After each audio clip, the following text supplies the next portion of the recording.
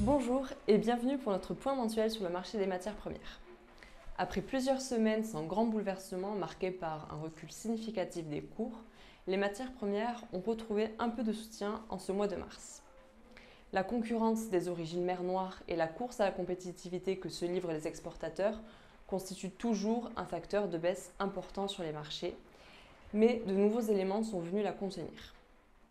Parmi ces éléments, le retour à l'achat d'importateurs comme l'Algérie et l'Égypte, qui se sont positionnés sur le marché des céréales pour profiter des cours actuels. Les opérateurs qui réagissent à un marché plus incertain, notamment sur le plan géopolitique avec un regain des tensions en mer Noire, et aussi sur le plan météorologique avec des incertitudes sur la prochaine récolte en Europe. La France fait partie des pays européens pour lesquels les incertitudes sont les plus grandes concernant la prochaine récolte. Les derniers chiffres de France Agrimaire sont peu encourageants, avec à peine 66% de blé en état bon à excellent, contre 95% l'an passé. Sur le plan politique, on peut également citer la volonté de la Commission européenne de taxer certains produits russes et biélorusses, dont le blé, pour limiter leur entrée sur le territoire européen, ce qui constitue aussi un facteur de hausse. Le blé Euronext, qui depuis près de 3 semaines s'était installé sous le seuil de 200 € tonne, l'a donc finalement refranchi en fin de mois. Le maïs a lui aussi trouvé des éléments de soutien et a finalement peu évolué sur le mois de mars.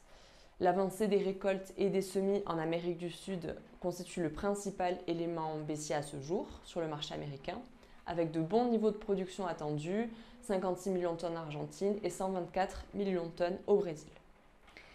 La pression récolte est toutefois freinée par des ventes à l'export qui sont de nouveau dynamiques, en tout cas sur les niveaux attendus par les opérateurs, et aussi par une production de maïs brésilienne un peu en deçà des attentes.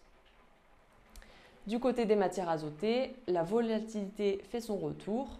Au Brésil, la récolte progresse bien, ce qui a pesé sur les cours en début de mois, mais des incertitudes météorologiques apparaissent avec un temps chaud et sec dans le centre-est du Brésil et au contraire un excès d'eau attendu en Argentine, ce qui a contenu la baisse.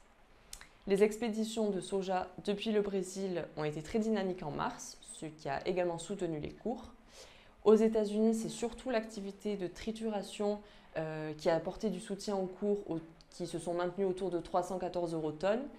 Pour les opportunités à l'export, elles sont plus difficiles à saisir compte tenu de la compétitivité des origines sud-américaines. Le colza a lui connu une hausse importante en mars avec plus 44 € tonne sur Euronext en à peine 3 semaines. À Montoire, le tourteau de colza s'est changé à 300 € tonne au 20 mars.